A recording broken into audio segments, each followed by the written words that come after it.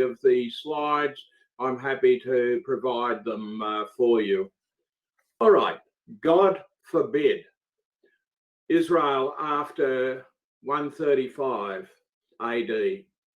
The Apostle Paul in Romans went to a great length to explain why the Jewish nation had lost their favoured position with Jehovah, and how this opened the way for a people who were not a nation, the Gentiles, to be called by God, along with a remnant of Israel to become his people.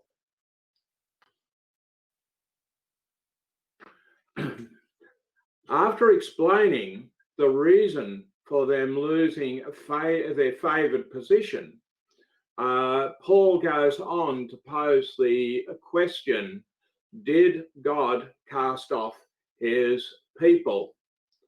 He then spends the rest of the chapter 11 explaining why they had not been cast off forever. I say then, did God cast off his people? God forbid. For I am an Israelite of the seed of Abraham and of the tribe of Benjamin. God did not cast off his people, which he foreknew. Or now we know what the scriptures saith of Elijah, how he pleaded with God against Israel. Lord, they have killed thy prophets. They have digged down their altars, and I am left alone, and they seek my life. But what saith the answer of God unto him? I have left for myself 7,000 men who have not bowed the knee to Baal. Even so then, at this present time also, there is a remnant according to the election of grace. Romans 11, 1-5. Paul then goes on to explain that the Gentiles were grafted in to the Jewish root. I say then, did they stumble that they might fall? God forbid. But by their fall, salvation has come unto the Gentiles to provoke them to jealousy. Now, if their fall is the riches of the world, and their loss the riches of the Gentiles, how much more their fullness? Romans 11, 11-12. Paul then goes on to explain, for if the casting away of them is the reconciliation of the world, what then the receiving of them be, but life from the dead? Romans 11 and 15. Along with these explanations of how this fits in with God's plan, he issues a warning to the Gentile converts, saying, for if God spared not the natural branches, neither will he spare thee. Romans 11 and 21. The Gentile converts are given a warning to become, not to become conceited or to vilify the Jewish nation. Paul then goes on to explain the mystery of Israel's salvation. For I would not, brethren, have you ignorant of this mystery, lest you be wise in your own conceits, that a hardening in part has befallen Israel until the fullness of the Gentiles be come in. And so all Israel shall be saved, even as it is written, then shall come out of Zion the deliverer. He shall turn away ungodliness from Jacob. And this is my covenant unto them, when I shall take away their sins. Romans 11, 25-27. Paul has brought to their attention some of the promises that have been made to their fathers. In the days to come, Jacob will take root, and Israel will blossom and sprout, and they will fill the whole world with fruit. Therefore, though this through Jacob's iniquity will be forgiven, and this will be the full price of the pardoning of his sins, when he makes all the older stones like pulverized chalk stones, when ashram and incense altars will not stand. The rise of anti-Semitism. It's interesting that, or surprising really, that the attacks on the Jews began less than 100 years after Paul had written the letter to the Romans. Here are just a few of the examples. Hieronymus 135 to 202 strongly emphasized that Christians should avoid any kind of relationship with Jews in order to prevent confusion in their faith. He wanted the church to be cleansed from all Jewish elements. Ambrose 337 to 397 was not enough to affirm that the Jews were no longer a part of the church. The church must also exert the judgment of God upon them. Then we came to Augustine, 135 to 430, wrote that Christians were not allowed to kill Jews. However, God had to keep the Jews alive to use them as a negative example of divine judgment on the nation that abandons him. Thus, Christians felt authorized to persecute the Jews without killing them. He was very kind. It continued on. John Chrysostom in 134 to 355, from then to 407, hated Jews and preached 8 famous sermons full of venom against them.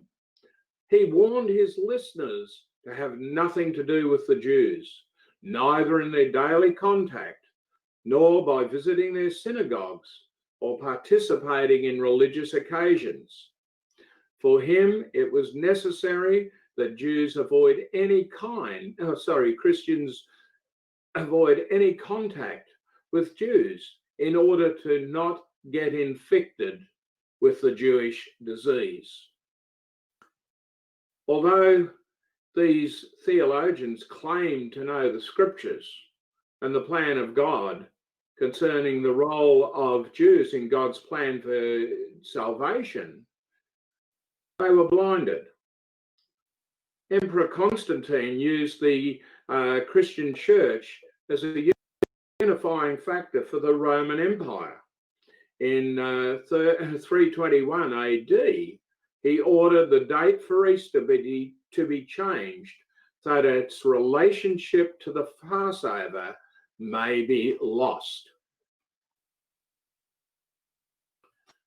6 centuries later, this kind of preaching bore the fruit of an ever-mounting psychological hatred.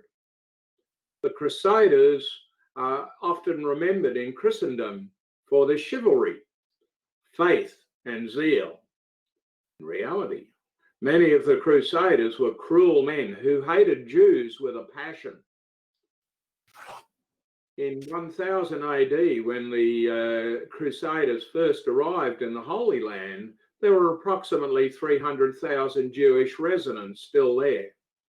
When the Crusaders left the scene 200 years later, only 1,000 Jewish families remained. But this was not the end of the hatred of the Jews.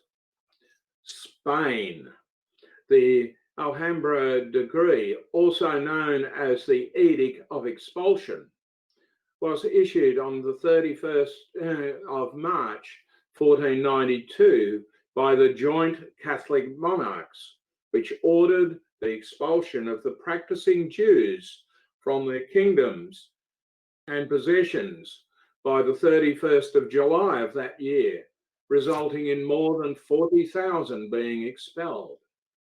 Anti-Semitism was not confined merely to the Catholic Church.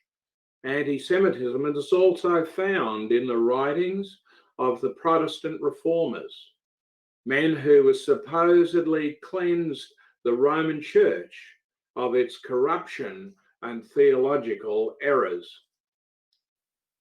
Initially, the reformer Martin Luther was sympathetic to the Jews, but in 1543, Luther advocated the expulsion of Jews from Germany, as well as the destruction of their synagogues and religious books. He wrote, "First their synagogues should be set on fire, and whatsoever is left be buried in the dirt, so no one may be able to see a stone or a cinder from it. Jewish prayer books should be destroyed. Then the Jewish people should be dealt with, their homes smashed and destroyed. Jews shall be banned from the roads and markets, should be drafted into forced labour and made to earn their bread by the sweat of their noses."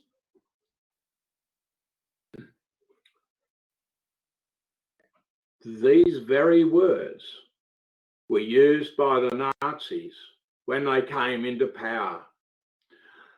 The infamous Nazi death camp, Dachau, greeted Jews arriving there with a sign that read, "You are here because you killed our God." The fundamental assumption still promulgated today amongst many Christians is that because Israel rejected Jesus as Messiah, God had cast the Jewish people, cast off the Jewish people as a chosen nation. Consequently, in judgment, God had dispersed the Jews into the nations. The land of Canaan, promised to Abraham and his seed, had been forfeited, and the Jews no longer had a legal claim to it. But what about the restoration of Israel? It's interesting what Mark Twain commented about Jerusalem. And he said, "Many are Israel's forsaken places, and great is the desecration. The more sacred the place, the greater the devastation it has suffered. Jerusalem is the most desolate place of all." He wrote that in 1879. However, despite being stripped of their homelands, scattered to the four corners of the earth, despite repeated attempts of forced conversions and their own attempts of assimilation, the Jews have survived as a distinct nation. No other ethnic group in the history of mankind has been so dispersed, faced such odds, and yet endured. What explains this apparent invincibility? Jehovah, in the words of Malachi, reads, I, the Lord, do not change. So you, O sons of Jacob, are not consumed. Malachi 3 and 6. Next year in Jerusalem, the Jewish people never gave up the hope of a return to the promised land. Next year in Jerusalem was a phrase sung at the end of the Passover and also Yom Kippur. It appears to have started in the 10th century and is still used today. The hope of many of the Jews is to make Aliyah, the act of going up, that is, towards Jerusalem. The singing of Next Year in Jerusalem at the Passover is especially significant as it reminds the Jews of when they were freed from slavery in Egypt and the promise of Jeremiah. Therefore, behold, days are coming, declareth the Lord, when it will no longer be said, as the Lord lives, who brought up the sons of Israel out of the land of Egypt, but as the Lord lives, who brought up the sons of Israel from the land of the north and from all the countries where he had banished them. For I will restore them to their own land, which I gave to their fathers. Jeremiah 16:14 to 15. We continue on with Zionism. Thus saith the Lord, if my covenant for day and night stand not, and the fixed patterns of the heavens and the earth I have not established, then I would reject the descendants of Jacob and David my servant, not taking from his descendants rulers over the descendants of Abraham, Isaac, and Jacob. But I will restore their fortunes, and I will have mercy on them. Jeremiah 33:25 to 26. The state of Zionism can be traced back to 1870, when the lovers of Zion societies were starting in Russia and Romania to promote the agricultural settlement in the land of Israel. In the same year, Mecca of Israel was opened in Jaffa as an agricultural school, which is still operating today. And between 1882 and 1903, the first large-scale immigration, Aliyah, started. 1896. For many people, Theodor Herzl is seen as the father of Zionism, who wrote The Jewish State, asserting that the problem of anti-Semitism can only be resolved by the formation of a Jewish state. Years before this, Brother Charles Russell was traveling the world holding Jewish mass meetings beginning in 1879, at which he urged Jews to find a national home in Israel. And in 1892, he wrote,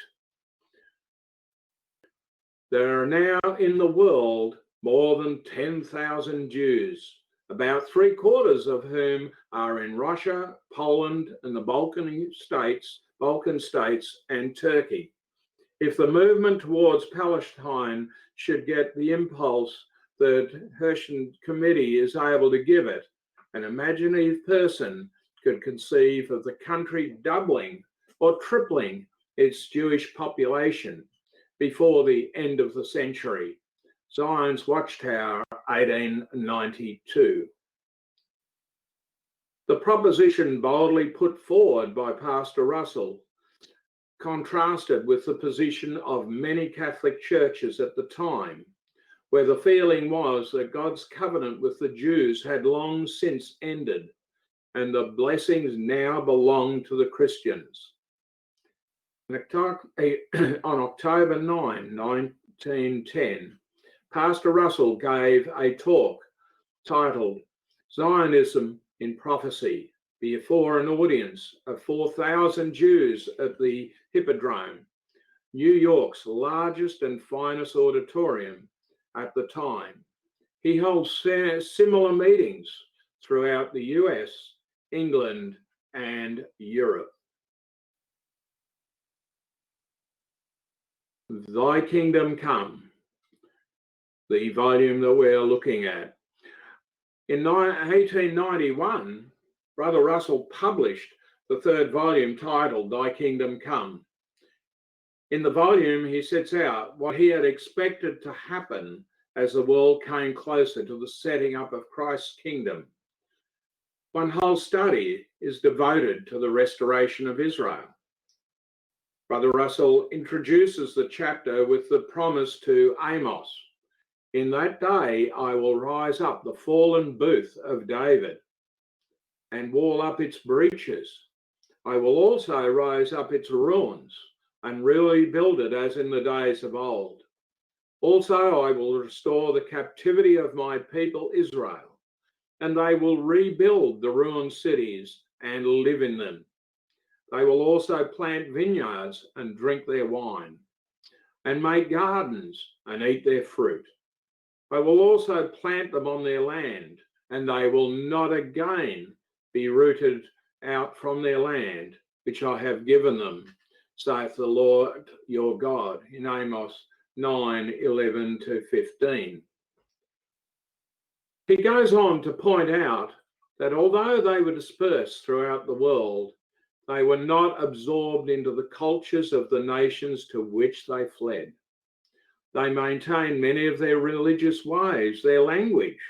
They remained committed to the oracles of Jehovah. And we remember Paul writing, then what advantage has the Jew? Or what is the benefit of circumcision? Great in every respect. For of all that they were entrusted with the oracles of God, what then? If some did not believe, their unbelief will not nullify the faithfulness of God, will it? Romans 1:3. Although there are many Christians today that continue to deny the promises of God for the Jews, however, the promise still remains valid because of Jehovah's promise to Abraham. I will establish my covenant between me and you and your descendants after you throughout their generations for an everlasting covenant, to be God to you and to your descendants after you. I will give to you and to your descendants all the land of your sojourning, all the land of Canaan, an everlasting possession, and I will be their God. In Genesis 17:7-8. As a people, the Jews still have a measure of faith in the promises.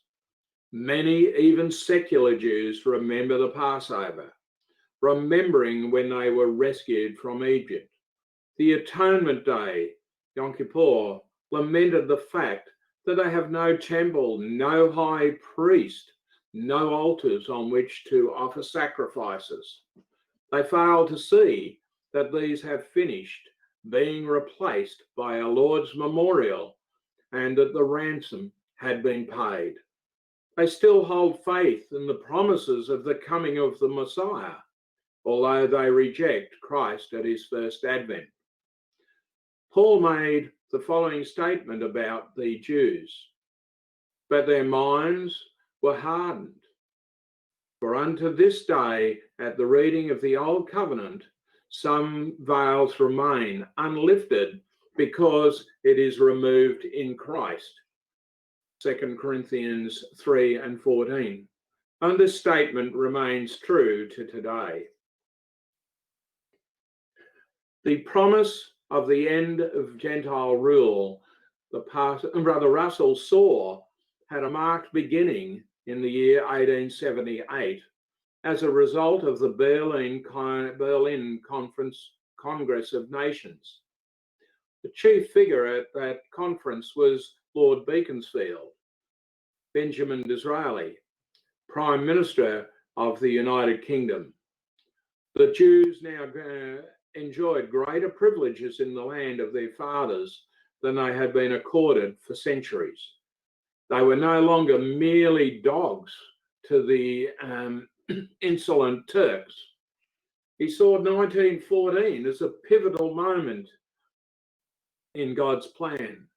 The start of World War I and the turmoil that caused, especially the attacks on the Ottoman Empire, forcing it out of Israel, gave Brother Russell hope that the state of Israel would be the result, that this event would bring about the end of Gentile rule over Israel, mentioned by the Apostle Paul in Romans 11. Brother Russell saw that there were so many verses in the Old Testament with the promise of the restoration of Israel. Many Christians still unfortunately spiritualize these promises. This was especially true for the British Israelites, who saw themselves as the 10 lost tribes and thus entitled to all the blessings awaiting natural Israel. In 1916, Brother Russell wrote an updated foreword to the third volume. I write in part, we are free to say that the restoration of Israel has not been accomplished as rapidly as we had anticipated. Nevertheless, the Jews in Palestine seem to be thus far wonderfully sheltered, and doubtless many of their co-religionists in the war districts, especially in Poland, would be glad if they had gone to Palestine when they had the opportunity. It is difficult to say how the conclusion of the war may affect the interests of Israel. We then came to the interesting verse in Jeremiah 16:16. Behold, I am going to send for many fishermen, declares the Lord, and they will fish for them, and afterwards I will send for many hunters, and they will hunt them from every mountain and every hill, and from the clefts of the rock. Sending fishermen. Fishermen often use baits or lures to catch the fish. And in any ways, this was the first method used to start the return of Jews to Israel. The Zionist movement, the Balfour Declaration in 1917, which pledged British government support for the establishment of the Jewish national home in Palestine. The British mandate over Palestine in 1920 was supposed to assist Jews who wished to return. It was confirmed by the League of Nations in 1922. However, the interesting point is the League and Great Britain decided that the Jews would not have the east side of Jordan. The hunters. World War II breaks out, 1st of September. A master plan to liquidate the Jewish community in Israel, in Egypt, is put into motion by Nazi Germany.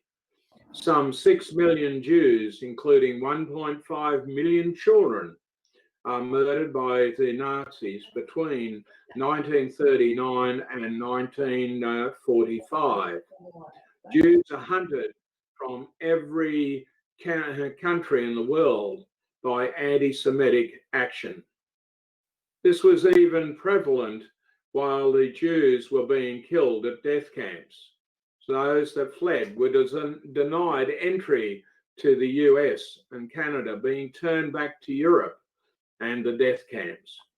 After the war, the Jews that fled to the refugee camps tried to enter Israel, only to again be turned away by the British government.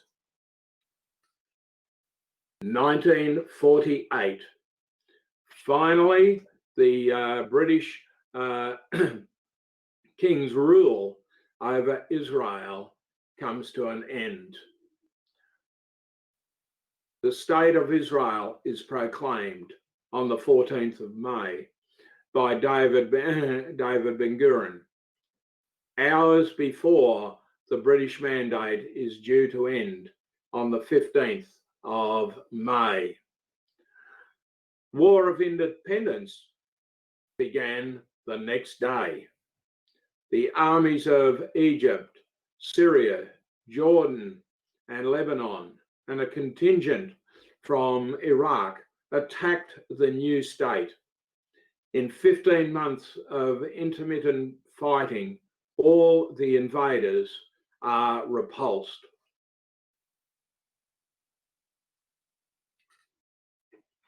In 1967, the majority of us here will remember, was the Six-Day War.